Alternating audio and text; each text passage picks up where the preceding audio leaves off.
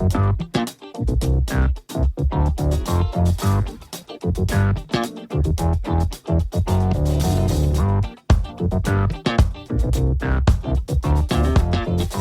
folks, and welcome to the Daily Ratings Podcast.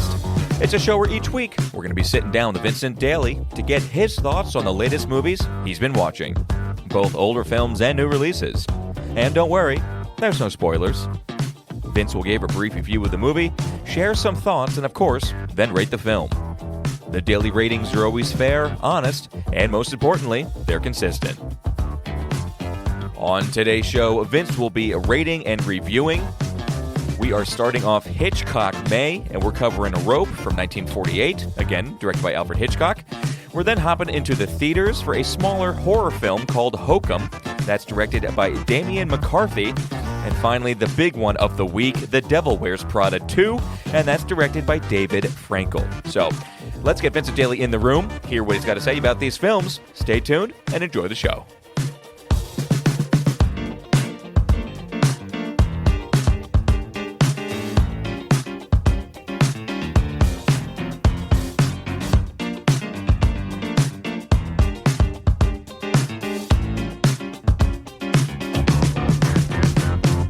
Mr. Vincent Daly, how are we doing across the table, my friend? Thomas, how's it going? What an array of films we have, huh?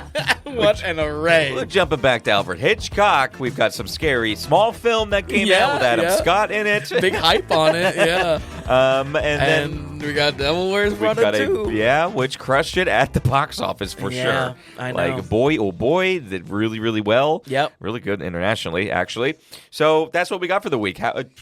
Everything go okay for you? Little rocky Valleys road, and peaks. Valleys and peaks. I'll tell you what, I'm excited to be cracking into Hitchcock. You know, this is our third year doing it, and hopefully wrapping it. Yeah, we're wrapping it up.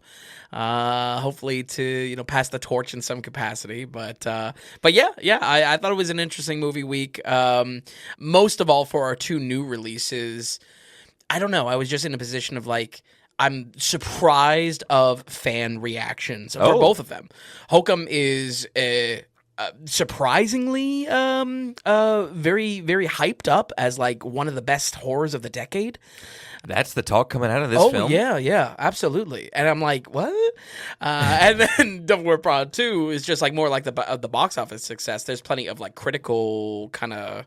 It's having the audience and critic battle. Yes, exactly. Much like Michael. Yeah. In a way. And I think that's another one where it's just I'm surprised, from hardcore fans of The Devil Wears Prada, that this is something that's really working for them, So okay, but we'll see. Well, I watched the first Devil Wears Prada. I didn't watch the second one, but I needed to be. I needed to get at least familiar with what the deal was. Yeah, who were the character names? Right, and then if I had a chance, I was going to go see it, but I did not. So I'm excited to get your take on it. We did cover the first one a couple years ago on the podcast. So it's rated. Yep. Thoughts on Tucci? Thoughts on Tooch? Well, listen, always happy to see him. A little bit muted. Oh, okay. But that'll be. A little bit earlier in his career. I guess so. Yeah. I don't know. I'll give my Devil Wears Prada a little bit later in the episode. All right, I'll be quick with it, but yeah, fair. I'll have a little some. Yeah. But for you, what anything you want to start with? Opening notes? What do you have? Well, we got a lot of trailers dropping, so I have a meaty trailer talk, if that's all right. I love it. To kind of derail us right at the very beginning. I have about 6, if that's all right. Absolutely. What do you want to start with? I don't know why. Usually I try to skip trailers in the beginning, classic. I mean, you honestly, the credit goes to you. You turned me on to the fact of 30 minutes of previews is no joke. Then we have You used to think it was a joke. I used to think it was a joke. It was never a joke to me. Yeah. And we get actually 30 minutes of previews. Yeah. For AMC, it's for our AMC, when you're 35, It's not 35. It's 30. Well, no, but because the Cold Kidman, the Coca-Cola, and then the technology, the theater preview, it's a little bit more. And that's in the specialty screen. So in the IMAX and the Dolby, that's when you get that proper 30. Mm-hmm. And you're right, 35. And I think in the normal screens, I think you get more 25. Total is 30, right? Because anyway. And then, the problem here is also AMC. Well, yes. No, it is. I'm done with Nicole Kidman. Like, kick it to the curb. This generational defining advertisement. So 6. What do you want? 6 of them. What do you want to start with? All right. I don't really have an order here. Putin biopic. Did you hear anything about this? Oh yeah, this came out like last year in Venice or something like that. Yeah, and we just got a trailer for it. Jude Law is playing Putin. Yep.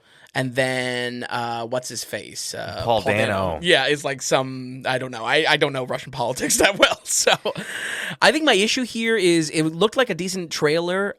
It's almost like a deal breaker that it's not in Russian. Is that weird? Like, it's the fact that this is like a Valkyrie situation. Oh, yeah, that's a great comparison. Absolutely. Like, there's no reason why this should be in English. Well, it is. I mean, it's for a Western audience. I'm just not interested in it. Oh, okay. And not only that, I heard enough reviews coming out of it from when it came out in the festival that I honestly thought this came out already. I thought it had its release. I thought it came and went. Yeah. It probably will come and go once when it hits theaters. So generally speaking, it wasn't getting the best critic response from it, critical response. So I'm not expecting much from it. Yeah. And that has me uninterested. True. I just feel like it's a big missed opportunity. I think Valkyrie comparisons. There's probably like a whole bunch of comparisons throughout, the last couple decades. Well, I think we can bring it up in one of the trailer talks coming up, actually. Yeah. It's also titled "The Wizard of the Kremlin," which I can't get over. I mean, that's so hysterical. Stupid. That's hysterical. That's so dumb. Yeah. Ridley Scott's Dog Stars. Oh, you saw the trailer for it? Yes. I want to stay away. Okay. I guess I should have just sent you this list if you wanted to check out any of these, or if you wanted to steer clear. No, I would have stayed away from all of them. Okay. I'm very anti-trailer these days. I'm with you. I just want to stay away as much as possible, and I almost like going to the movies late now because I just don't want to see it. I don't want to be tainted. I already have enough nerves about enough things movie related. I don't want the trailer to taint me, and plus I just hate modern day trailers. Yeah. That being said, Dog Stars. And I've been talking about it in the news for like a year and a half at this point because it was supposed to come out already. However, it was being test screened pretty well, and there was some buzz saying that this is going to be Ridley Scott's best film in a while. So now it has the October, that primetime slot in October for a release date. A little bit more awards geared. And I didn't even realize that the trailer was coming out. What did we get? So it's like an apocalyptic story. It's also classic Ridley Scott where he's operating off of a novel adaptation. So I feel like that's out of the gate. We're kind of like, all right, yes, it's Scott, but the success of this probably is more on the idea, of what he's adapting. You know what I mean? Sure. I feel like it looked pretty by the books, post-apocalyptic. I just hope it does something kind of interesting with that idea because it seems like it's like a deep, like lived-in post-apocalyptic world. Whatever inciting incident that's happened in this story is like long done after. So I just hope that maybe has an interesting edge to it. But that's about it. What do we have? We have Josh Brolin, Jacob Margaret Elordi. Qualley. Yep. Jacob Elordi. All hitters for sure. I mean, it's Ridley Scott. When Ridley Scott calls, a lot of people they just do it. They still don't say no too often. Yeah, true. That's true. Okay, so Dog Stars. What's up next? Yeah. Probably one of my most hyped has become one of my most hyped. Wild Horse 9, the new one from Martin McDonagh, looks amazing. This is the one with completely falling flat on like Wild Horse 9. This is the CIA one with Sam Rockwell. Yeah. I'll tell you what. Looks so good. I don't know. This snuck by us on our most anticipated films of the year because this is kind of our guy. Yeah. I mean, he just came out. I mean, everything he comes out with is quite good. Yeah, absolutely. Really quite good. Because the last thing he did, was that 3 Billboards? No, I think it was Banshees of Inisherin before that 3 Billboards. Oh, that's right. Banshees, of course. Yep. But so, like, this guy rocks. Always performance-driven. Always dual performance-driven, usually. Yeah. Usually. I'm not so much with Billboards, but yeah. Yeah, but like this idea of like they're CIA, they're like overthrowing governments and whatnot. It feels like a perfect doubleheader for Burn After Reading, where it's like this tongue-in-cheek, and John Malkovich-ness deep of it. state type of stuff. Yeah, absolutely. That's a great connection. But we'll see. We'll see really where it comes down. To me, I think the trailer, again, I think this guy has a lot of control or just creative control over some things like that. So I don't think the trailer is giving us as what we're really going to be getting, which I love. Yes. In my opinion, when I watch the trailer, I'm like, oh, this is in Bruges in a different setting. Yeah. That's what I get. One idiot, one, depressed person. Well, and I also get a little just like, you got to take care of this guy. Yeah, before you leave the island. Yep, absolutely. So we'll see what we get. We'll see. I am surprisingly hyped for it, though. I think it's a good cut trailer, and I think it's a really fun concept to come from him, especially him as a director. And those two people, John Malkovich and Sam Rockwell together. Oh, yeah. And Sammy needs a win. Although you really liked. Yeah, but that's not a win for him. As much as I like Good Luck, Have Fun, Don't Die, that was not a win for his career. Do we have a date on that, V? I think it's something in, I want to say November or September, one of those two. Oh, okay. Definitely later in the year. That's good. I wish it was earlier. Yeah, that's a good sign, though. Yeah. Moving on, I personally cannot wait to see, and this is soon. This is within the next couple of weeks. Director Boots Riley returned with I Love Boosters. This looks like a very stylish film. This guy did Sorry to Bother You, that telemarketing like psychedelic movie. I just love the trailer on this one. This trailer is cut to a batshit crazy song by the artist Mr. Oizo. Man, I just hope it transfers fully to the movie, which I think it will. It's very colorful. What's it about at all? Mr. Booster, what's it? So a COVID vaccine? What do we get? Right, I love boosters. No, a booster is someone that steals fashion and tries to sell it aftermarket. So, the long history of knockoff handbags. Yes, actually stealing actual, fashion brands and whatnot. So that's called boosting. Yeah, that's called being a booster. Yep. Wait, is that taking real stuff and then aftermarket, or is that making the fake stuff? I think both. Okay. But it basically looks like a fashion heist movie with a lot of style. It's Keke Palmer leading. It's Demi Moore as the villain. She's the villainous designer. You've seen this. Yes. Yeah, I've seen it. Forgot about it immediately. Okay, we have two different thoughts on this one then. Listen, I think it looks very cartoonish. Yeah, okay. I'm happy to take something a little bit more cartoonish if we get, some style with it. Word, okay. Yeah. Next one? This one was a surprise. Trailer dropped just today. We finally got our Tony Bourdain movie trailer with our boy Dominic Sessa. I did see it. Okay. No, how about this? I saw that it came out. I didn't see it. Right. Purposely. You avoided. Thoughts on Dami? Dami looks good. I don't know why. And also, I'm really we are not calling him Dami anymore. It just looks a little bit by the books. I wanted it to have a lot of style. I wanted it to have that kind of Bourdain punk energy. Yes, you would hope that it would. Yeah, it looks like he's right out of high school, failed in a book, and then goes to the kitchen. That seems the arc of the story. Because it's based around Kitchen Confidential, that first book that came out. Him trying to be a writer first, which I actually didn't even know that was his arc, in life. So we are rooting for Dominic Sessa. Yes, and this film. Dominic Sessa, folks, was in The Holdovers. The Holdovers. Fell in love with them. Fell in love with that movie. I mean, talk about a movie coming out of 2023. Yep. And this is his first major role since then, and it's been in the works for a while. And this got announced years ago that he was going to be playing Tony Bourdain. It was almost like right off the back of the hype of The Holdovers because they saw this guy's facial features. He saw that schnozola. I didn't see it at first, but really? Yes. Well, him as Bourdain, no, I didn't see it. Really? Okay. Yeah. I guess it's just always that scramble, and if anything, this is what you touch on all the time in the news show of just projects are hyped up and then they disappear into the ether. You know what I mean? Yeah. Just because they happen to look like a likeness of someone, the ideas spawn from that, and that's and we are getting it. Yeah. Now, is that this year? I don't know. I actually forget if we got a date at the end of the trailer. With how much we've been talking about it, or how much it's been being talked about, at this point, just get it out. Yeah. I'm excited for him to see him play the role. We'll see what he would get. Yeah, we'll see.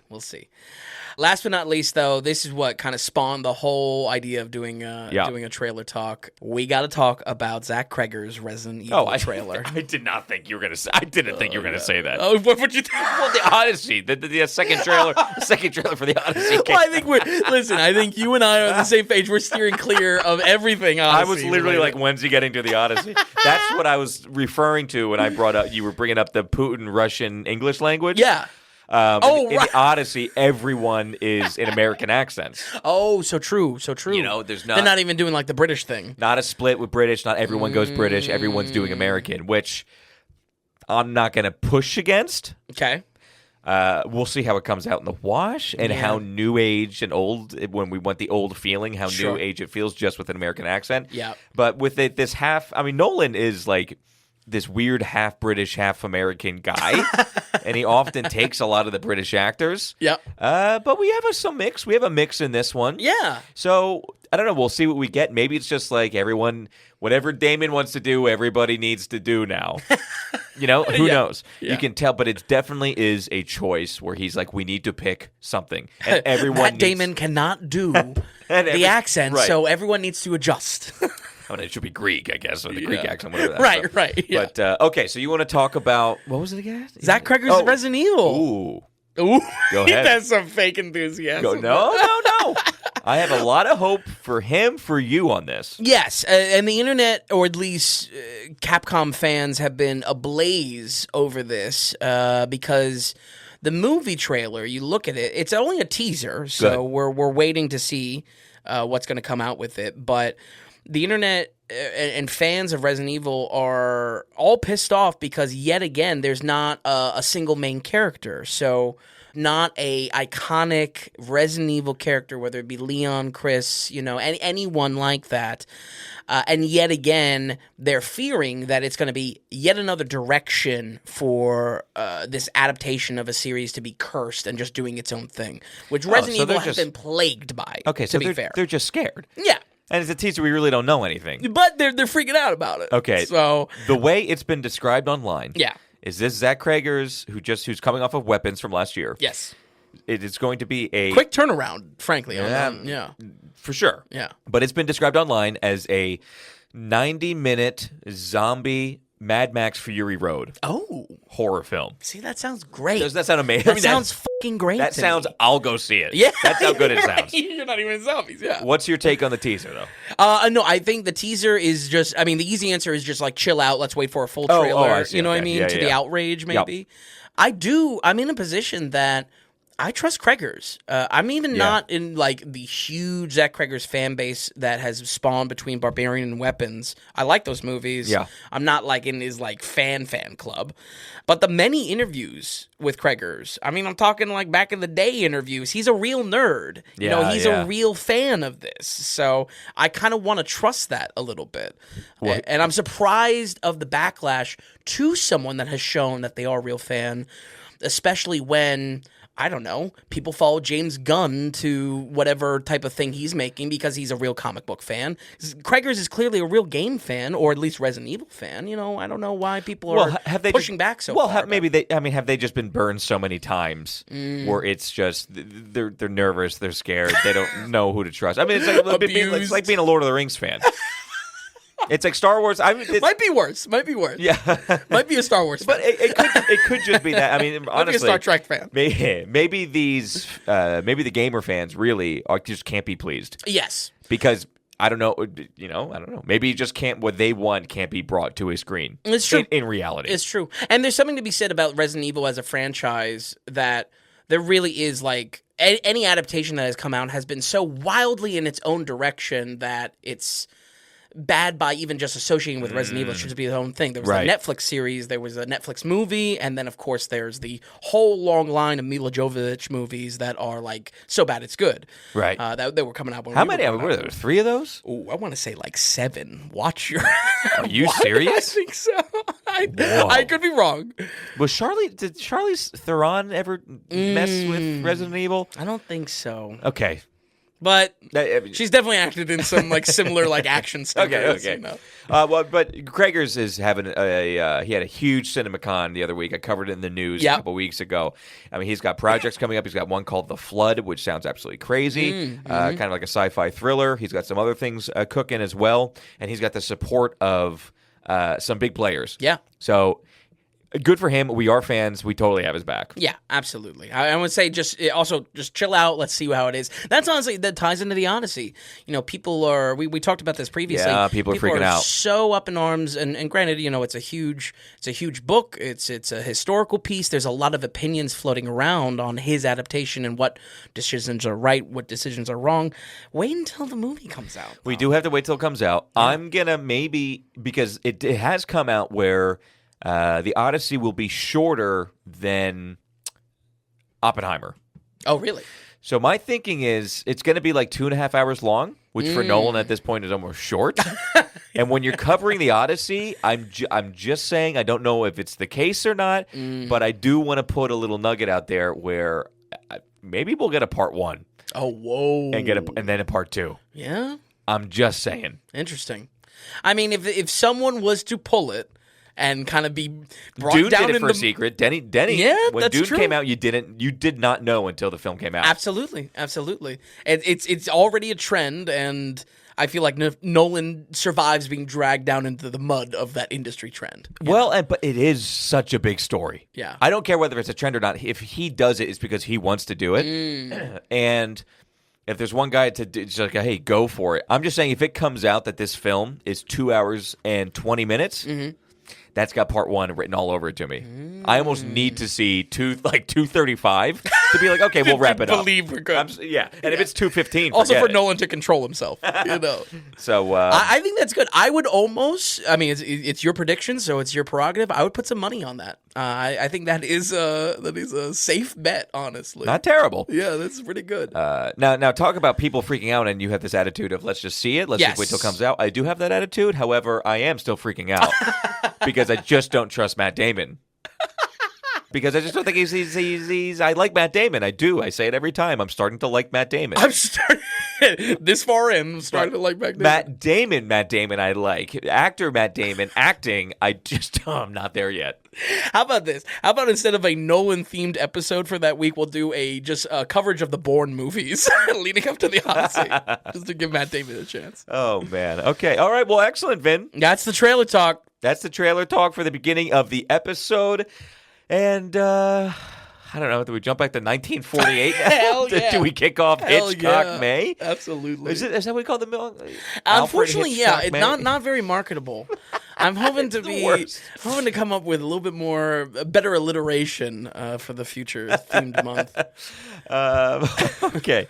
By the way, Vin totally saved the heaviest of heavy hitters. Yes. As far as name recognition goes for Alfred Hitchcock. So buckle in.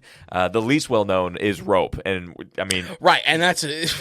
This was also a very unique movie. I'm glad you watched this one because, I was watching this. I was like, happy wow. to watch it. This was like one of a kind. Happy almost. to watch this film. Yeah. But the daily ratings as a whole, folks, man, in the coming months, I'm excited. We have unbelievable. We have huge movies coming out. We have great episodes planned. Big episodes like the Odyssey is going to be huge. Obviously, I mean with Toy Story. We have all the heavy hitters coming out. We have Spielberg coming out with a film and Spielberg episode. I mean, I just can't wait. I'm excited for this, and we're really getting into it. In fact, it started really with spring with Hitchcock May, Hitchcock Spring, Hitchcock whatever you want. Yeah. And we have some big ones coming up. Regardless. Hitchcock Slasher Spring. No, I don't know. Yeah. Listen, it's too late to create more of a marketable name for it. 1948. You know what really made this one easy to say, yep, I'm clicking play and watching this right now? It's an hour and 20 minutes, folks. Hell yeah. I saw that too. I was like, wow, how refreshing. I watched when Devil Wears Prada 2 is 2 hours even and doesn't need to be even a movie. So, I mean, with that short runtime, I watched this twice. Watched it 2.5 times. Kind of. Good for you. Why not? I was craving to watch it again too. It's right there. You know what I mean? It's an hour and 20 minutes. You get it? See some psychos. That bowel movements take longer than that, V.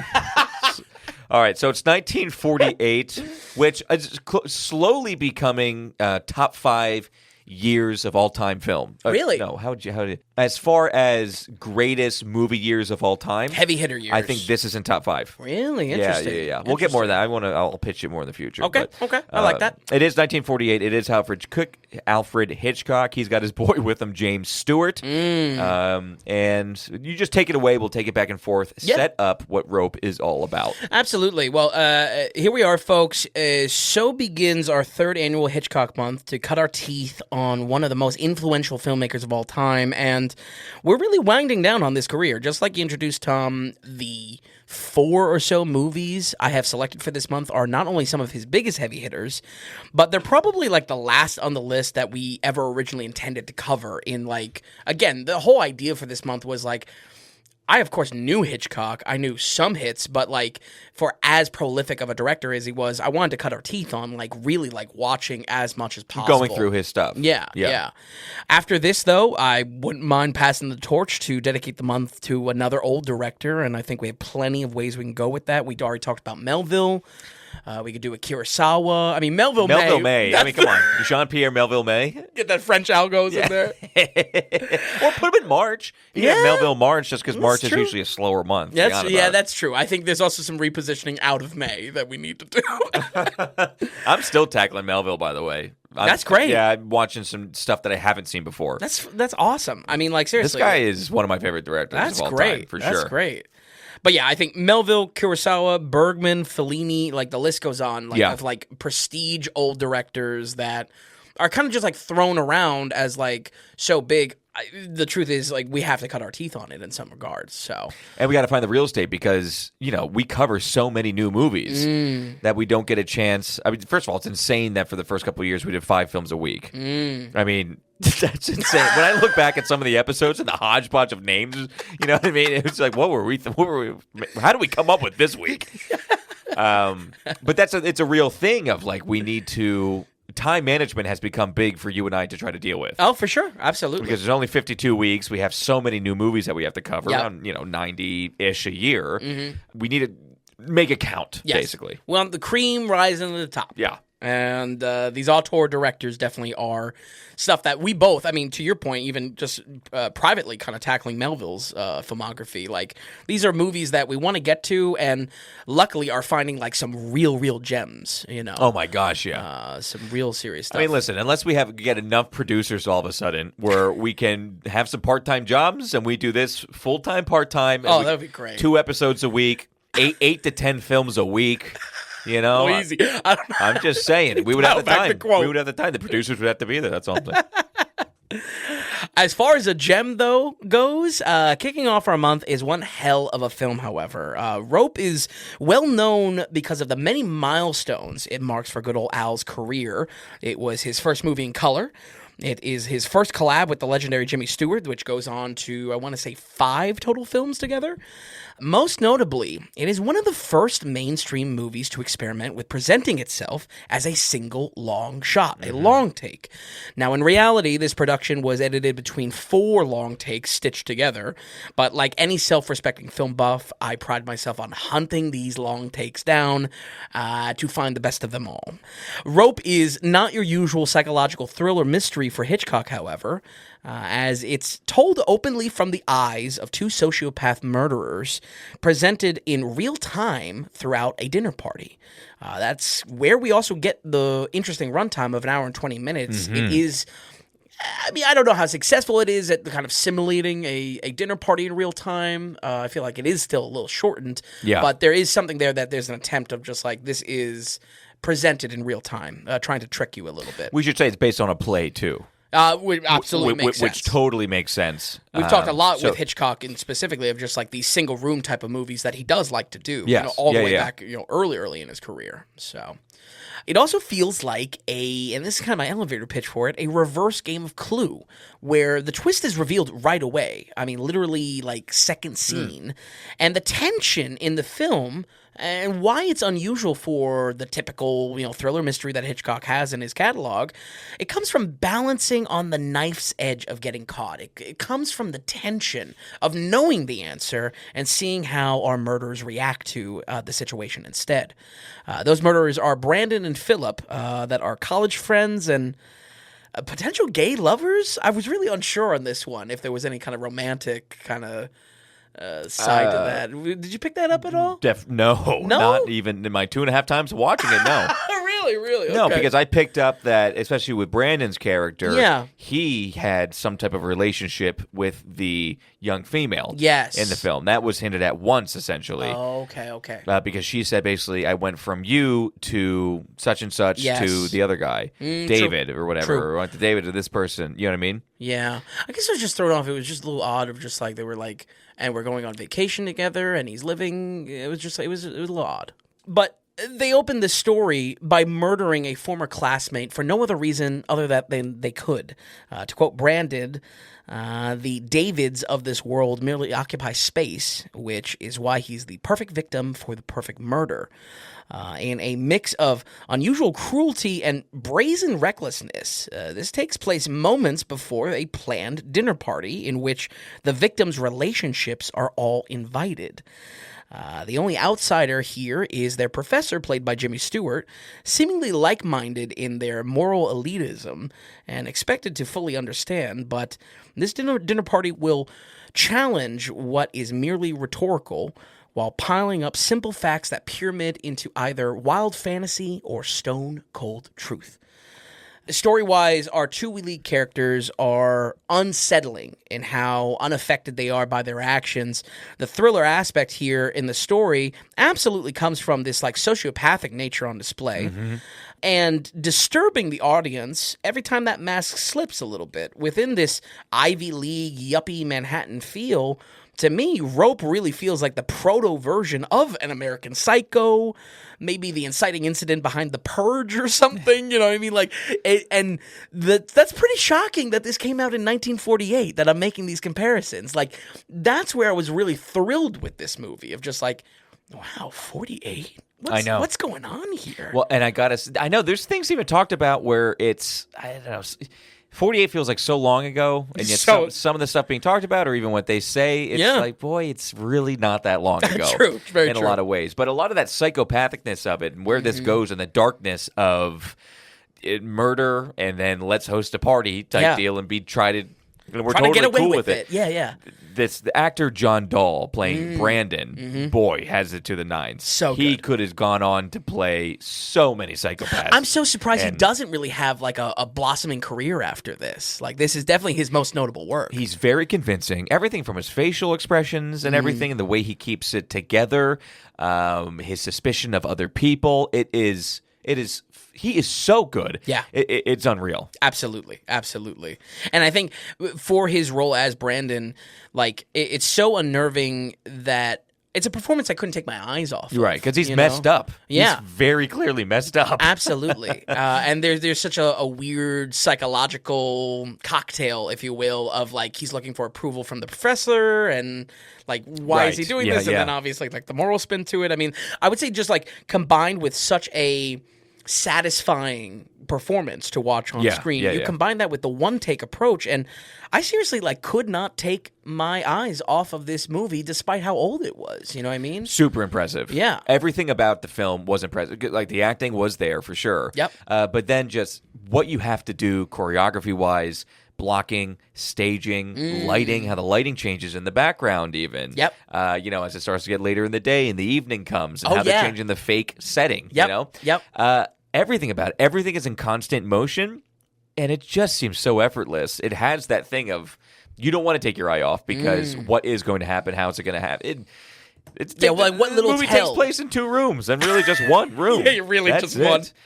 Yeah, but there was just so much there of just like I wanted to see, like, I didn't want to miss. You didn't want to miss absolutely a little reaction, a facial expression. Yeah. Yep. And I think that's like something really, really special. Again, all in the context. I mean, we watch in modern day, but 48, like, that's impressive. Yeah. Like, it's this satisfying. One of the best years of all of film. That's good. I like this. I like the building theory of this. We also talk about that a lot with different years of film. I would like to sit down. Maybe that's a fun special to bang. I'm toying with this. Okay, 1939. Okay, 1948. I need to see the breakdown. You'll get it. Don't worry. I'll fax it over to you. 1977. Okay. 2001. Oh. 2007. Well, you got me on 2007 for sure. Okay. 2001 would shock you. I mean, anytime you have the Fellowship of the Ring and the first and Shrek and the first Harry Potter film coming out. Ooh, that's some heavy hitters. Okay, for sure. And there's more in there. I'm going to make a joke, but I'm not going to. Okay. Let's just say there's more in 2001.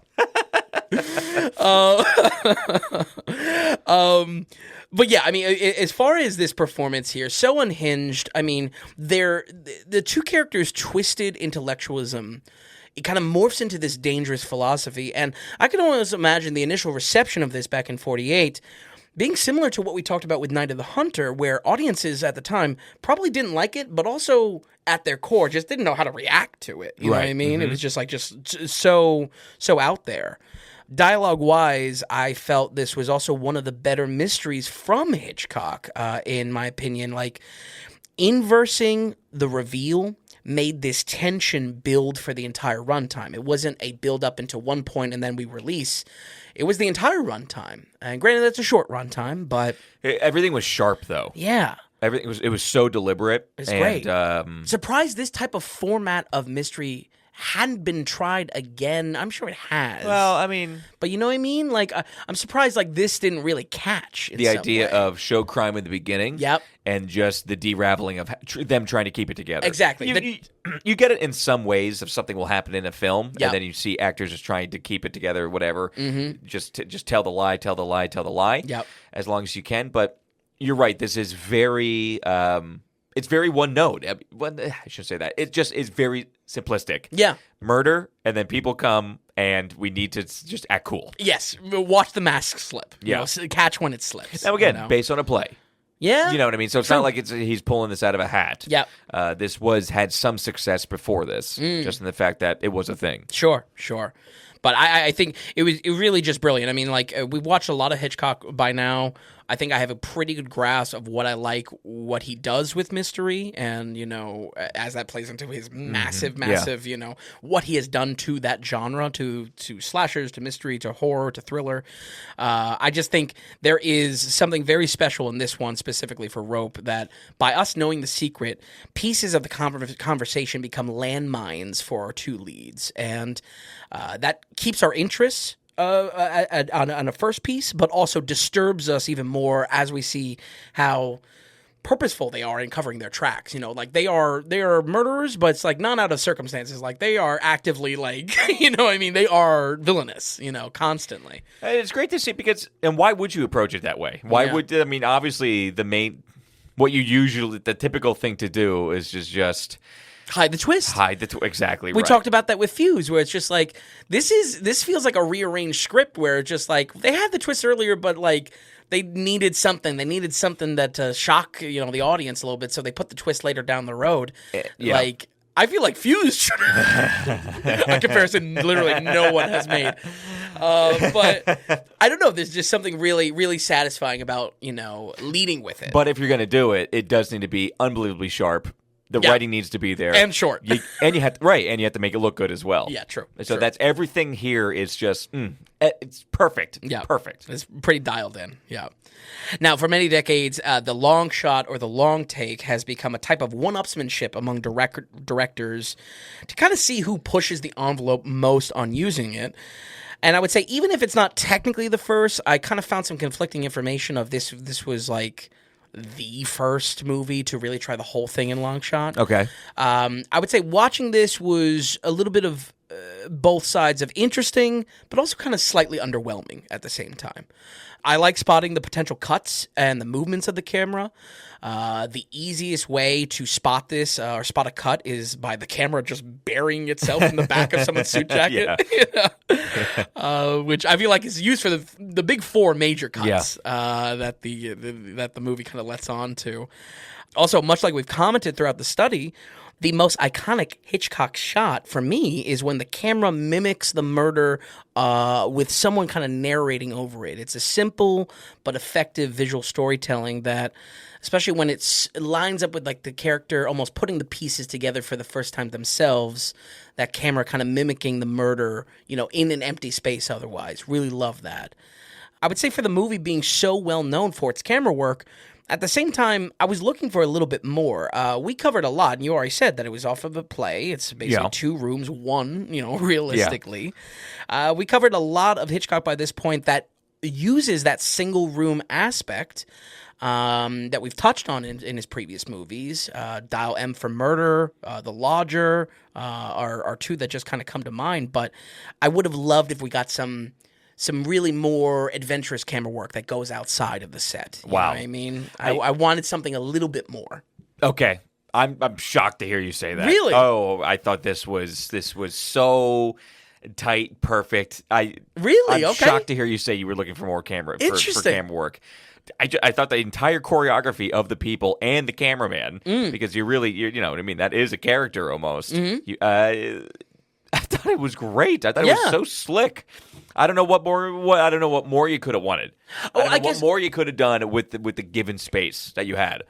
That's a fair point, right? Because it basically comes down to, are we breaking from the set at all? And we're not really. The flow is fantastic. What were you? I guess the lack of maybe wow that went on with it is, again, related to what we've covered with Hitchcock already, that he does do these single room type movies. Yeah, they're not presented as a one take, but I kind of have seen, like, for instance, what you said, I think it's done really well in this movie, the transition of day to night in the background of the set. Yeah. We've seen that before in his single take type of movies. And I don't know. That's where it was like, it wasn't, maybe underwhelmed is the wrong word, but I was maybe overhyped. I was expecting a lot more, especially with my research of what this movie kind of stands for in his career. So, especially the man who always has tricks. He always likes his tricks. He'll take whatever's new. Yeah. Including burying a camera in a felt suit jacket again and again. Well, okay. Well, I mean, I'm glad to hear that you were like, we're coming down on different. I really was impressed. With that slickness of it. Okay. Yeah, definitely. Interesting. But you said we were coming down on different things. What was? Well, no, just coming down on different things on that. I was not sitting there thinking I want more, and you were. I don't know. Yeah, true. I get it. Maybe it's just a little bit of overhype. Again, all these four films are like extremely well regarded, and how they're positioned in his career as well. So that's just where I'm coming from on it. So overall, though, folks, Rope was fascinating, unexpected, and ballsy, both for its time and still today. While this is known for its cinematography, I was just so floored with how unique and unhinged the story concept was for its time, but for modern day, how those performances really sell it. And again, I was just like, wow, I am on the edge of my seat. I really I do not want to stop watching this movie. And I think that's a very good sign, for something so old, of like kind of that a classic test of like watching in modern day. It's for sure in the upper rankings of our director for the month, and I can't wait to revisit it again sometime soon. We're going to go ahead and give Rope 1948 a 79. Wow, okay, 79%. Great score for an older film. Yeah. And this one was really good. What I'm finding is, I really liked Rebecca, but Dial M for Murder and Rope just had me in a certain way. Yep. And I think it's no surprise that these were basically single room films. Yes. The man knows what he's doing in that very confined space. Yep.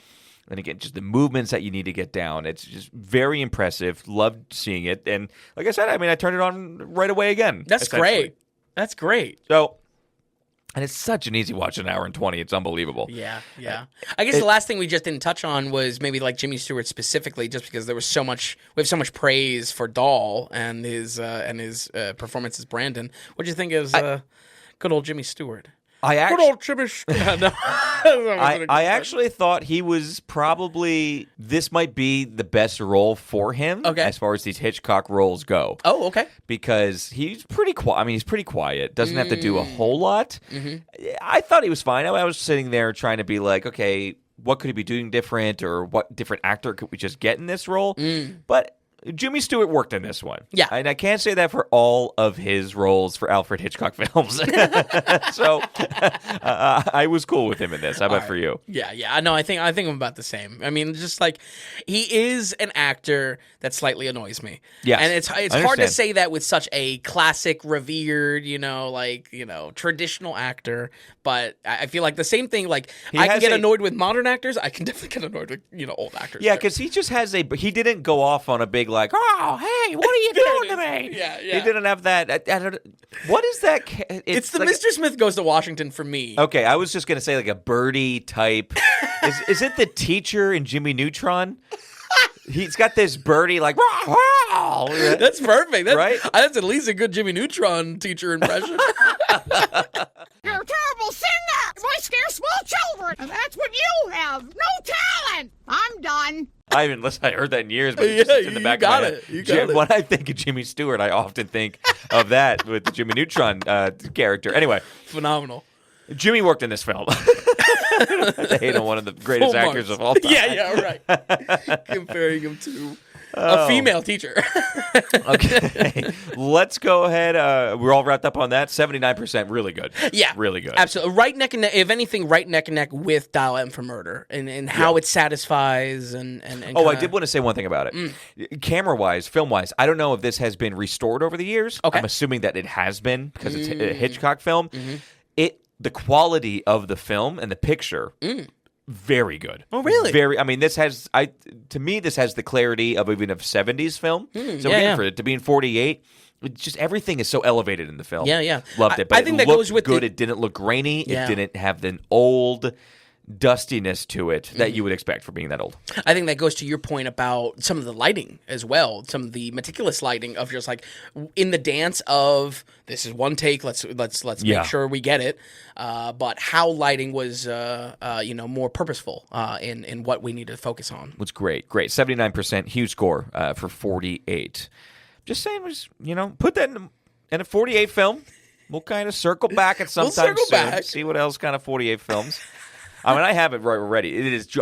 If you had to say, I just need to hear the titles. We don't even have to necessarily review them all. You'll get them. I'll get them to you. Don't worry about it. We haven't seen most of them. Is the problem? Yeah, that's true. But I know the name. You know the names. Yes. They're recognizable things. Yep. By far, best single year for John Wayne. 1948. So I'm not saying that's not doing heavy lifting, but I think it's doing heavy lifting. 2026. Here we are. This is for a younger, jump. A younger director called Damian McCarthy. I'm sure, Vin, that you're going to want to talk about him a little bit. Yep. And what he's done in the past, kind of a following that he's been getting. Clearly, he strikes a chord somehow. If you were coming off in the beginning of the episode saying people are saying this might be the best horror film of the year. Yeah. The hype was almost difficult to wrap my head around, honestly. So the hype is real. Of course, rated R. It's an hour and 47 minutes. A lot of people don't know about this one. Yeah. So just set us up. What is it about, and how did you like Hokum? Well, despite this not really being on my radar at the start of the year, there has been a lot of buzz building around some of these mid-range horror projects we have coming out soon. Obsession is another one. Hokum is absolutely one of those, though, with plenty of marketing and PR calling this the scariest movie of the year, a phrase that really always acts as a double-edged sword on overhyping a movie, horror or otherwise, But that's the coveted marketing, the scariest movie of the year. You know what I mean? It's just like, all right, well, is it though? You know what I mean? And right. I feel like my interest for this was purely on our Irish director, though, Damian McCarthy. Many people, including our video editor, John, called last year's movie Oddity one of the hidden gems of 2025. And now this is McCarthy's follow-up to that. Online, though, there was some serious talk about this new movie being one of the best horrors of the decade so far. And sadly... I'm just not seeing the hype there. I'm just not on that page at all. I feel like, if anything, I was... initially, we debated adding in Oddity to the watch list this week. I was kind of wanted to I'll cover Oddity instead. You know what I mean? I feel like the concept of that I have a little bit more to say on, but... Hokum is a horror in the long line of writer in a creepy hotel type stories, such as The Shining, 1408, or pretty much anything Stephen King themed. The word Hokum means spiritual nonsense, like mumbo jumbo or hoodoo. And that's a perfect way to introduce our main character's skepticism. Adam Scott plays Ohm Bauman, a opinionated, unapproachable, and straight-up asshole writer that finds himself traveling to Ireland to spread the ashes of both of his parents. While he despised his father for what he became in life, his earlier deceased mother loved a hokey little inn found in rural Ireland, the Bilberry Woods Hotel. Staying at the Bilberry for a short time, Bauman is immediately confronted with freaky locals and stories of witchcraft that swirl around the folklore of the land. But after a grim attempt, Bauman finds himself stalking the mystery of the hotel's many odd denizens in a dangerous mix of superstition and real threats. I would say a lot of what worked for me in this story was just how traditional and classically it approached trying to just tell a spooky horror story. The movie has no issue building up the atmosphere of the hotel, and though kind of through these cynical eyes of our lead, always has equal footing for the mystery to shake out as supernatural or something real. I feel like it's a real good line that the movie walks. I would say it was disappointing to me to see that even though so many scenes had the building blocks for proper creepy horror, almost every scare still pays off with a jump scare and a sharp music sting. Like, why bother at all? And that type of horror formula, again, why bother at all if you're doing the work to get there, actually creepy, but was not something I heard as part of last year's release Oddity for our director. Are you hearing it part of this year's critique? No, not really. Everyone's loving this movie. And I was like, what? Is there that many jump scares, huh? Just classic, stereotypical. A24. It's not the double fake out. It's not the pump fake out, that I illustrated for The Mummy. But it's definitely like you will be like perfectly atmospheric in this creepy hotel. Yeah. And then still it resorts to quick flash on screen, the music sting, and then go back to normal. I mean, that settle back. It doesn't scream best of the decade. It definitely doesn't. That's my confusion. So, an element to the story as well is psychedelics introduced by a homeless character. I will say, luckily, we avoided any kind of cliche like, "Oh my God, I'm tripping." There was no that type of scene, but it still definitely distracts from a flavor of horror that this is primarily going for. The flavor of horror is like a Stephen King vein writer in a spooky hotel, and the psychedelics thread. I don't know. I mean, I guess there's something to say about it by the very end, but it just really it added to a muddiness to the film for me. Frankly, I'm shocked to see how much praise this is getting online, like I said, considering how much people lashed out at weapons and long legs for a few of their silly elements. Because this movie had a creepy character introduced that came off way too silly and really fell flat for me on screen as well. I mean, like, I just don't understand sometimes the logic of the internet, but I guess that's the internet. So, what was your theater experience? Did you have a packed theater at all? Was it? Did you get reactions from people? Oh no, there was definitely some jumps. There was a woman. There was a woman that went, "Whoa!" and then she was like, "Sorry." So that's always enjoyable. Okay. Yeah. I think some of my issues as well fall on McCarthy's writing. Ironically, with Adam Scott playing a writer, despite every person in this being uncharacteristically Irish, like, this is not like the Ireland in reality. Like, everyone's like mean and sarcastic and whatnot. Like, and he's playing an American? He has an accent. Okay. No, he's an American.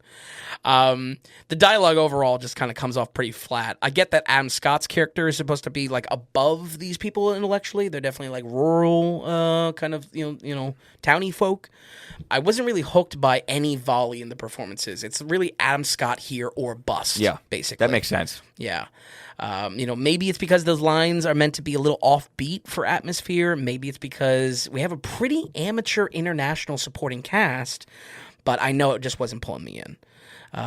Luckily, I think there's a lot of draw bagging Adam Scott for this film, especially after his run for Severance. This role definitely feels more towards his typical sarcastic character that many love him for. Like, I'm talking like Parks and Rec kind of more earlier Adam Scott. Even with a lot of solo time on screen, I needed those supporting characters or something to raise the movie up a little bit for me. So, but honestly, folks, I walked into this really wanting to like the movie. Even in the process of writing this review, I still wanted to root for the project. Oddly enough, my favorite moment of the film comes at the very start, where we slip into Bauman's mind as a writer and kind of tackles a wholly unrelated story around a conquistador. Like, it was the best part about this movie, and I came away saying, like, man, I kind of just wanted a movie about a conquistador trying to find some treasure. Like, that was really good. I just wish we got more of that somewhere in the runtime, like we snap to his mind as a writer, or maybe with this psychedelic spin that he finds his mind wandering dangerously among a very real threat. I think that would have been something here to make it a little bit more fresh in the experience. And listen, even though I'm happy to praise the back-to-basics approach to the horror, at the same time, it really didn't impress me much at all. We're going to go ahead and give Hokum a 59. Ooh, a 59% going against the grain a little bit there. And we'll see what this guy does. I mean, he is a younger director. He's been doing a lot of shorts for years, but I think he has 3 actual feature films under his belt. Yeah, I think it's Caveat, Oddity, and now Hokum. Okay, yeah. And that first one was in 2020. Yeah. So okay, we'll see where he goes and what he can, if he continues to get bigger films or like bigger budgets, if he can like grow into something great. Yeah. Or maybe it'll just be you just disagree with him and the audience on it, which is more than okay, acceptable. Yeah, I mean, I think for his next project, I would like to return to Oddity, but unfortunately, Hokum wasn't enough of a pitch for me to include it in the week. So, well, he's got nothing in the works right now, so we'll probably see. But if it is getting that kind of love, I can see a smaller studio picking him up and trying to make him. Put them under their umbrella. So this came out under Neon, which I think makes a lot of sense. We'll see. Sure. Maybe A24 tries to grab him. Sure. This guy is going to have a career. Yeah. For sure. You know? But just to explain some of that hype of what people are saying, like, you know, obviously it's pretty on the nose to compare this to The Shining, but people were like saying like this is the next Shining. And I'm like, listen, you know, film discourse can be anything, but like, what? That's wrong. Yeah, that's right. Like, well, sorry. Like, no. Opinions are opinions, but also that's wrong. That's wrong. Well, hey, folks, do not forget us here at the Daily Ratings. We are completely listener supported here. We're not going to rely on advertising and taking ad breaks constantly on the podcast and hawking products to you that we don't actually care about or like. And we're not going to have paywalls or payment tier structures on our site, meaning that we force you to pay a certain amount or a certain amount a month for you to get bonus content or even just to get access to the content in general. We're not dealing with any of that. Like I said, we're listener supported. We are producer supported, and that's monetary supported from all of you. So if you go to thedailyratings.com, head to the donations page, and everything there is laid out for you. We are reliant on your donations. And when you do donate into the Daily Ratings, you're an actual legitimate producer of the Daily Ratings. Just like in Hollywood, when you financially support a project, you're a producer of the project. And that's how we're doing it here. So we don't force you to pay a certain amount. That's up to you. It's value for value. Are you finding what we're doing here valuable? The Daily Ratings valuable? Do you enjoy listening to the podcast every week, every once in a while? Or are you checking out the website to see if a film is worth a watch? We look at that as value in your pocket. So can you send us value back in ours? And when you click on the big value for value button there, you can see no number is pegged to it. You go ahead and send in whatever you want, donation big or small. Are we worth a cup of coffee? Are we worth a cup of coffee a week, a month? If finances don't ever really stress you out, then it could be $1,000, $2,000, $5,000. That's plenty welcome too. So again, it's at dailyratings.com. Head to the donations tab, and that's how we're doing it here. Don't forget, when you become a producer, to send in your producer note. So you can email us at tom.vin@thedailyratings.com. That's our email address. And send in a note. It could be questions, comments, critiques, ask us anything, say anything, start a conversation, add to a conversation. If you're going to produce and be a producer, we want to hear from you. We want to bring you into the conversation because that's what being a producer is all about. So again, please, if you do find yourself enjoying it here, find yourself coming back every so often, remember that we are completely supported going this way. We really do want to stay away from advertising. And if you listen to the podcast, the way the advertising is going up and up and up, and it's horrible. It's a terrible product. It is a worse product, and that's why we don't want to do it. So we're starting Daily Ratings family here. Please become a producer, become a part of the family, and we would love to hear from you. Go to thedailyratings.com, head to the producers tab. All right, Vin, let's head into the theaters once again. It's The Devil Wears Prada 2 on the 20th anniversary of The Devil Wears Prada. Yeah. The whole team is back, so that is director David Franco. Of course, we have our 4 main leads, Meryl Streep, Anne Hathaway, Emily Blunt, and the Tooch. Choo-choo, the Tooch. I didn't know. He put his hand up for the whistle blow. I did not know where we were going with that. You know what? I have a train whistle somewhere, and I was going to do a whole bit. Forgot about it until now. But the tooch train is here. Let's see what we get. Like I said, you covered the first one. You gave The Devil Wears Prada, the first one, a 65%. Yes. And if people want, you can go head back and listen to that review. Yep. In fact, we had the rom-com week, I believe. Really, the chick flick episode. Oh, that's right. 10 Things I Hate About You, all that. Mean Girls. Mean Girls, new and old. So I had to go back. I didn't watch it at that time, so I had to go back and wanted to see what all the fuss was about because people love The Devil Wears Prada. People love it. Yeah. So I did go back, watch the original, and I understand it. I get why it was able to reach the phenomenon that it did. Okay, yep. I was surprised it wasn't better. Sometimes you watch those classic films, or you watch a Wedding Crashers, or you watch whatever. It's really just the 2000s, like an Anchorman. It's like, I get why this has such staying power. I watched this. I don't want to say cookie cutter. That would be rude and maybe a bit far, but I got to tell you. This film was flatter than I thought. I thought everyone was flat. Anne Hathaway makes complete sense in this role. But Emily Blunt, I thought, was a bit blunt. I thought Stanley Tucci was flatter, and Meryl Streep for sure was just it. She didn't have this energy that I thought she was going to have. Right. She didn't have this sass kind of bitch aspect. Now she is. I mean, and she's corporate bitch and CEO mentality, but I was expecting like more ferocity. I was not such a flat, monotone performance. And that was my overall opinion of the film. I thought it was a flatter, more monotone experience than I for sure thought I was going to get. Based on just how people love this film. Yeah. And the staying power of 20 years and people love it. It's best rom-com is not wrong, but I don't know. No, absolutely. I think it's not rom-com at all, really. Well, no, it is, because I think the issue with where that movie becomes blah is that there's such energy around the fashion business and the magazine and Miranda, and then a romance is tacked onto it for Anne Hathaway. And it's just like, oh, okay, I guess we got to take time for the romance side. It feels totally disconnected to it. All right. Well, I just thought the entire thing actually for me was really dulled down in a way that was 65. I do agree with the 65. Right. And I would go for so much to say that too, just the basic comedy, chick flick / like a business com flick. Yep. Also didn't have me. I've heard work-based comedy thrown around with these two movies. Okay, I'm cool with that. I don't know if I'm okay with that. I don't think I am. Regardless, I just was like, what are we doing here? I was unimpressed. It shocked me. Now, again, I do get it because I can see what's going on in the film and can see why it has staying power. There's a little bit of lightning in the bottle for 2006. Right. Absolutely. Not completely blind to it. Yep. Disappointed, yes. Right. But here we are 20 years later, and like I said, the gang is back together. So why don't you set it up? Everyone is seemingly looks. Anne Hathaway and Emily Blunt are aging phenomenally. I mean, they literally look better than what they did 20 years ago. This is completely off the cuff. There is an argument for Anne Hathaway looking better in this than the original one. Yes. Oh, Emily Blunt.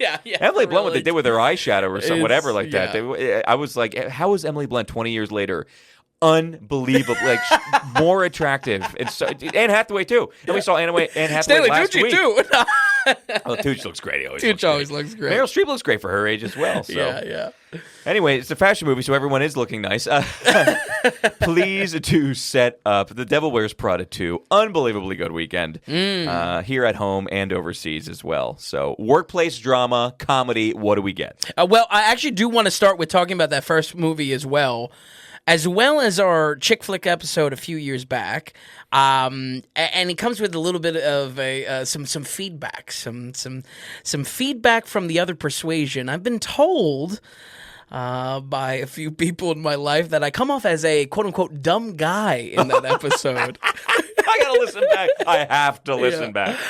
Because even though I praise a lot of those movies, my lackluster scores kind of show my real feelings and my real thoughts. I say, okay, all right. My not getting it, if you will. What are you really thinking? Yeah. I was just like, meanwhile, I'm the most long-winded motherfucker on the planet. My not getting it in the first movie's review is shown perfectly in me wanting more fashion business focus in the story rather than its predictable kind of rom-com beats. And listen, I'm not going to disagree with that. I still kind of stand by that. The fashion is my skin in the game, and the fashion industry is the skin in the game, I think, for the idea of Devil Wears Prada. So you telling me? I guess I'm missing the point on it, but wait, I stand by it. You were telling me that gals in your life are coming up to you and saying the real thing of Devil Wears Prada, the real cream that rises to the top, is the relationship aspect? No, not the rom-com, but it's definitely the Miranda Andy. The basically, Anne Hathaway with that conflict is where it's all about. That juicy, the tea. If you will. Okay, but doesn't that go without saying? Were you disagreeing with that? I don't think so. I've never listened back to that. Okay. that I gotta episode. listen back. Yeah, because that is the film. Exactly. Miranda and Andy going at it. Okay, all right. Surprisingly, it feels like the producers on this film had the same thought behind the sequel. So take that, making a more career-focused story for Anne Hathaway's iconic character. But that is really the only piece of praise I have for this new one, as it struggles to break out of its own 20-year-old cocoon, failing to evolve into anything at all. The Devil Wears Prada 2 is a fashion biz rom-com and latest legacy sequel that runs back the clock on everyone's favorite 2006 hit. We pick up the story with Andy Sachs winning awards for her 2 decades of quote-unquote real journalism, forcing us to catch up with her career in really one of the most heavy-handed ways possible. I will talk your ear off on how this movie fails as a sequel. I mean, it's really staggering. Jump over to Runway magazine, however, and not much has changed. Most of all, Miranda still sitting atop her fashion throne, with her right-hand man, Nigel, by her side. Dying magazines and journalism loom over everyone's heads, however. So when Andy is brought in as a features editor, she is now neck and neck with the listless monster that barely remembers her to begin with. But everyone's got a little something on the line. That was I think I've told you before, Tom, I always end with one line on my notes, just to kind of capture the energy or the mood of my thoughts. Okay. And this one was everyone's got a little bit something on the line. Everyone is just all right. Everyone's got a little skin in the game. Mainly, what they have on the line is a career to lose. So when Miranda won't fight for Runway, Andy has to step up once again to go the extra mile in the industry she never wanted a piece of. I probably could have guessed this, but the look of this movie is very, very, very generic. It's a shame. So many moments watching this, I was stunned with how plain it looked, and I wondered if this really was meant for streaming at some point. Not as a knock to it, but just It wasn't. That's wild. It wasn't. That's why. Well, it looks like a streaming movie. I kid you not. The screen in the theater did not extend for well over an hour into the runtime, and no one seemed to notice or do anything about it. This was a fairly crowded afternoon theater, and it's just the screen just never widened after the trailers, and everyone was just kind of all right with it. Everyone was watching it in 4:3. They thought it was an IMAX cut or something.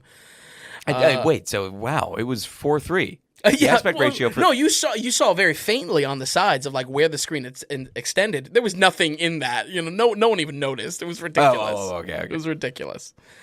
I'm also not going to dogpile on the internet's kind of current obsession with calling out movies for looking like garbage or looking like TV ads, but this does seriously look like a medicine commercial for over 70% of the runtime. Wow. The lighting of it is so boring. The blocking, camera movements, it definitely carries over even bad things of those 2000 rom-coms of just quick montages of the city and we're walking across the runway. It's just all right.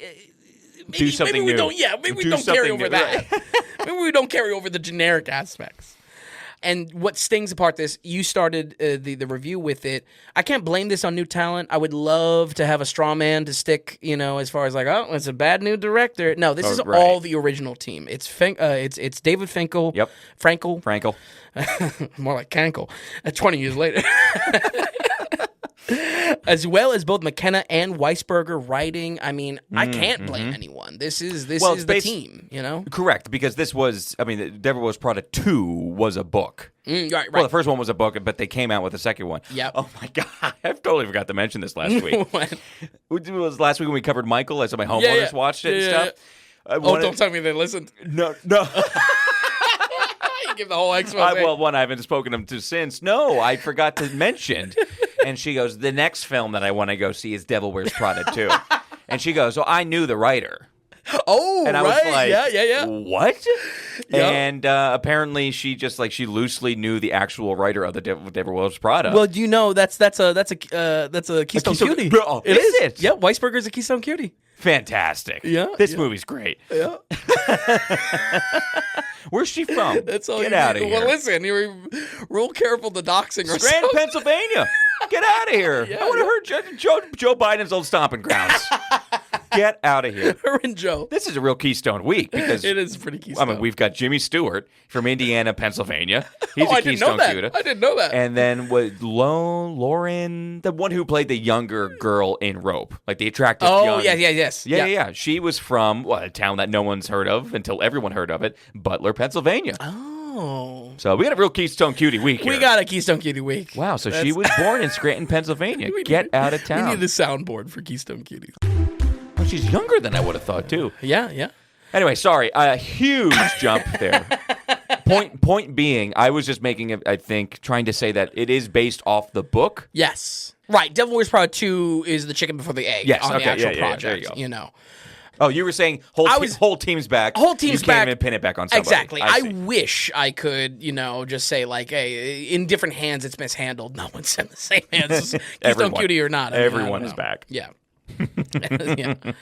I'm not even saying the look of 2000s rom-coms or something to be chased, but the look of the sequel is just not it. Well, now listen, you can understand we are in a weird place with comedies right now. Mm-hmm. Are they just streaming garbage that we can just throw on for cheap? Yep. Do we actually care? Do we want to see a revitalization? Right. What kind of no comedy one's cracked that nut. What kind of comedy do we want? Yeah. Do we want rated R comedy? Do we want classic rom-com? Do we want workplace com? These are real questions, and people are trying to take stabs at it. We will be seeing more with, Judd Apatow is working closely with, this pretty boy, Running Man. Glenn Powell. Yes, they're working on it. That's where you go wrong. Glenn Powell is not your comedy vehicle. We need someone like universally funny. I'm just trying to say they're writing it together and everything like that. Right. Regardless, stabs are being made. I can understand that them trying to make it in 2026, it's let's give people what we used to love. Yes. So I'm not really necessarily shocked that it's, hey, let's just do what we did in 2006. I can understand that. Now, I can also understand you, where you're saying, can you give me something fresh and new to be excited about? Yeah, this is a sequel. Can this evolve at all? Well, you know what I mean? Yes, all right. This is stuck in the when cocoon. When you put it that way, yep. My tongue twice. I was going to say something a lot more mean towards this, but seriously, if it was a dress, I'm not even gonna. Never mind. We're holding back. We know it's not. We know it's not gonna make the edit, so we're holding back. Moving on, though, for real, everything wrong with this boils down to a severe case of sequelitis. Sequelitis. We've talked about this in the past. Primarily, my best explanation is on the Jurassic Park episode of just the jaws of life being needed on the script. We have a full conclusion. Now we have to reopen our characters for new story possibilities. And I would say even with this 20-year jump, gives plenty of room for story to grow. This really just has a horrible case of sequelitis.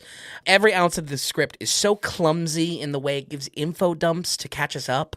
The opening hour is just saddled with the lamest shit imaginable that feels especially insulting to fans of the first movie. I feel like that first hour, I'm kind of coming at arm's length with it. I don't really care. I want them to just do so. I just want a good movie. Yeah. I'm just over here clamoring for a good movie. But I feel like I'm surprised it is such a box office hit, and we have this fan critic divide that we commented on because it feels insulting to the fans. Yeah. Everything from now the audience is I just want to say this. I haven't been looking into actual audience reviews. I am just going based off of box office. I'm not shocked that the box office did well because even people that had reservations about it, it's just we got to go see it. Yes, one of our favorite movies of the past 30 years. Got to show up for it. Are you actually seeing audience reviews praising? No, I think there's that same kind of critics or more critical audiences. Same deal with Michael. Yeah, exactly. Maybe not as big as a divide, but for sure. Yeah. Folks, everything from blocky forced dialogue to staring at news articles on phones with the biggest boomer text imaginable. The font size on these news articles in this movie is so insulting. It's so, oh my God. And it's just just chock full of the worst exposition practices.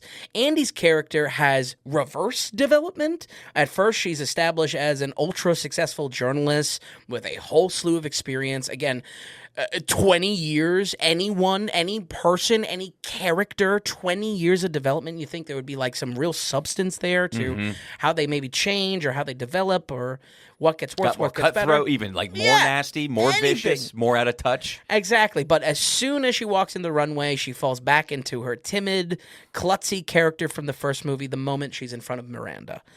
I'm going to label this issue as retrograde writing, when a character doesn't progress to maintain the feeling of a previous movie. They rebooted the story. Exactly. It really is just... I mean, I'll say this. The first hour is just Devil Wears Prada 1 once again. Stanley Tucci, as well, suffers in the same exact way, basically having the identical arc as the first film once again, and for no good reason, despite, once again, 20 goddamn years passing. They took this opportunity to tell a story that's informed by development and do something with these characters, and they just gave you the same movie. Maybe that's a legacy sequel as a whole. I just know I did not want it. I did not like it. I thought this was horribly generic. Terrible. So now, while this movie is doing everything it can to crank up that nostalgia, including fossilizing these returning characters, new additions to the story feel really blah at best. Every supporting character is really cliche. Any Zoomer-coded character features the most low-hanging fruit comedy you could ever dig up out of TikTok. I mean, I get that fashion coverage has evolved so much with social media. They even commented on it in here that, Runway Magazine isn't really like a magazine anymore. So I get that that's kind of all got to interweave, but it just feels, again, like low-hanging comedy fruit. I mean, really, I could tell you these jokes while I'm half asleep on the toilet in the morning scrolling on my phone. You know what I mean? This is the level of quality we're getting here. The story also attempts to modernize the industry elements of both fashion and the magazine biz. Again, I was over here, apparently a dumb guy, saying, hey, I want more fashion magazine. Boy, was I wrong. The one time I'm aligning myself with the producers, and it's the wrong choice. This features jokes and actual plot beats around corporate layoffs, HR complaints, poking fun at body positivity. The list goes on. And when I said originally that I wanted more focus on the fashion biz in the first one, I think I was just craving more real fashion moments, almost like a Mad Men. Not to switch the genders there, but Mad Men, where it's this is satisfying because these feel like real, semi-real stories or semi-real moments in the biz, coming to life on screen. Maybe that's what I wanted. Maybe that's the guy talking to you, because I gotta tell you, that's what I would want too. Yeah. Give me the real. Feel the nastiness of this industry, right? But and be within that, have your tea between, have the drama between Miranda, have the intelligence of something that makes us feel like this feels like it's happening right now. Exactly. In real life. Exactly. But instead, it does have more of a focus on business and industry.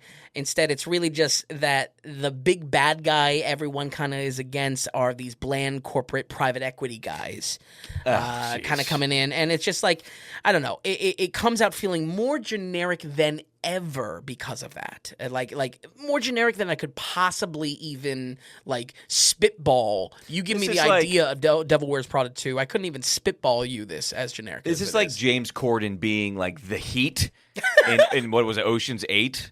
Oh, okay. Or something. Yeah. You know what I mean? It was just way to fall flat completely. Who cares about this? Any connections to Cruella? Oh, I see Meryl Streep as a Cruella villain, almost. Yes. Yes. If and anything, the fact that it's what's got her face? fashionness to it. Yes, there's something about that has always just stuck in my head about. No, I feel you. This whole thing. And it's like the rivalry in the fashion biz. Absolutely. Right? Yeah. If anything, I think that's what I Love Boosters is going to be like. So, oh God. Maybe we'll come back to that. A little bit. I would say less overall, because what the problem with this first half of the movie, wanting to just be Devil Wears Prada 1, is that we know it's not going to result in the same way. So by an hour in, everyone kind of makes up. And we're like, oh, okay. So, but then the movie is without conflict. So that's where we need these private equity guys coming in, and it's like, oh no, we all have a common enemy to go towards. So like the team, the Avengers rally together. That's so lame. Yeah, isn't it lame? Yeah. Not to mention, we need Devil Wears Prada 3 now. Yeah. I mean, in one weekend, it's printing money already. Oh, you have a very good point. Like, Devil Wears Prada 3 must be coming. It's probably coming. Yeah. So, you know. Yeah, I don't know. Maybe we'll cover, I don't know, Miranda's retirement party. You know, she's incontinent or something like that. It's tough because I feel like the fan aspect here, they want the nostalgia. They want Miranda acting like a bitch. They want... Or maybe not a bitch. Listless. She's not airheaded, but she's like purposefully neglectful. They want the wide-eyed Anne Hathaway, you know what I mean? Being, again, despite 20 years later, she's talking about freezing her eggs. She's talking about career-driven, why she gave up on love. She's still like a puppy dog in front of Miranda. I look at that and say, that's unsad. If I was a real fan of this, nothing is being done. At the same time, fans just want the nostalgia. They want what they like. I got to go through it and look at some of these because I don't believe that. Yeah? That's hard for me to believe that that's what fans want. To me, I would think, let's keep the story going here. That's exactly what I would think. Especially if like you're attached to any of these characters in an emotional way or something like that, but I don't know. But I think that's where it's like that's my disconnect. It's dumb guy or not, that is my disconnect. And folks, if I could maybe add some context to that old chick flick episode once again, real talk, most of those movies belong to a weight class of movie, typically much lower on the ratings. In fact, the typical movie in that rom-com genre is fighting an uphill battle with mediocrity. The fact that all of those movies on that episode punch way above their class is what makes them so beloved and bona fide classics. But this here with Devil Wears Prada 2 is a legacy sequel that tries to iterate on those same mediocre core genre and thinks its weak attempt to jump 20 years in the future is enough of an effort. It really is not. We're going to go ahead and give The Devil Wears Prada 2 a 48. It's underwater. Wow. It's under the puddle. A 48% for Devil Wears Prada 2. It's under the puddle. Well, okay, so number one had a 65. Second one gets a 48. The math makes sense. You know what I mean? This math does work in my head, I think. So you get what I'm saying, though? Just like, an exceptional rom-com is still uphill battle on like a whatever movie. You know what I mean there? Like there is some... For you. Yeah, sure. Yeah, I guess. For the daily ratings. For the daily rating. I would like to think for everyone, but I guess not. Yeah, are you kidding me? Definitely not. Again, there's people that want mediocre movies only. Yes. Yeah. There's millions of people that think the first Devil Wears Prada is not mediocre in any way. And like world-class stuff.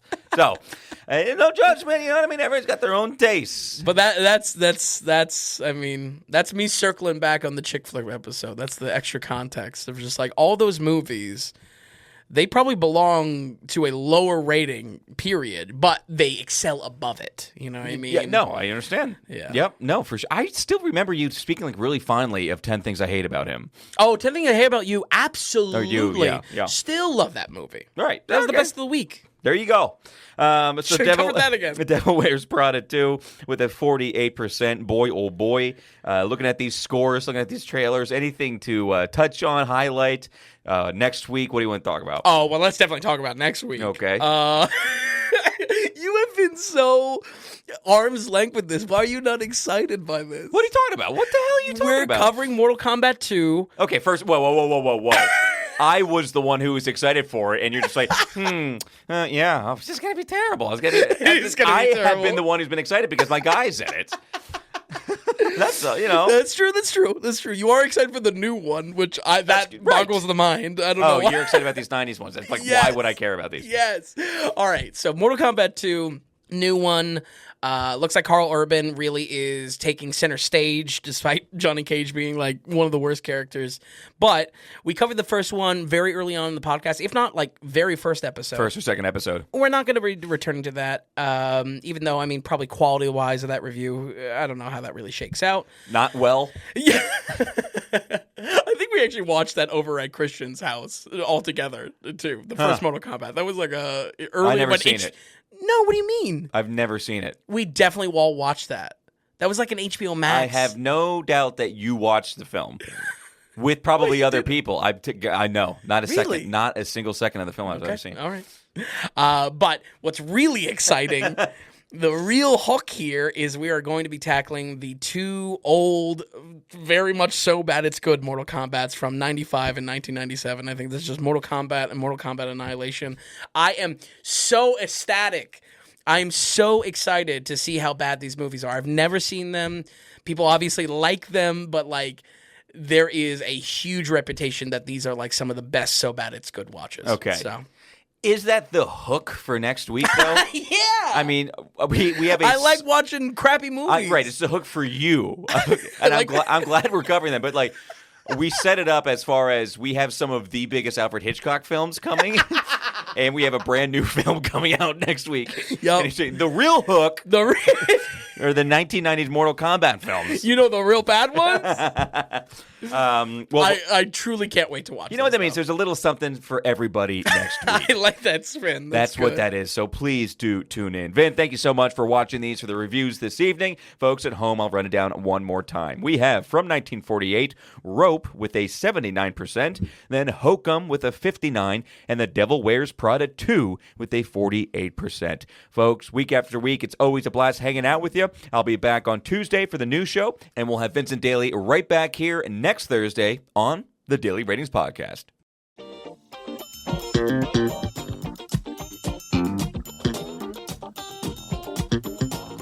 And hey, if you enjoyed the podcast, if you would, give us a good rating or get the word out and tell a friend about us. And just a reminder that the Daily Ratings is completely producer supported. We want to stay away from advertising, and we don't want to have any paywalls or tier structures or subscriptions. It's all just value for value. So, are you finding value in what we're doing here at the Daily Ratings? Then become a producer and donate whatever amount of value that is. Just go to the donations tab on thedailyratings.com, and while you're there, be sure to check out the massive amount of films that Vince has rated. So thanks so much, everybody. We'll see you next time on the Daily Ratings Podcast.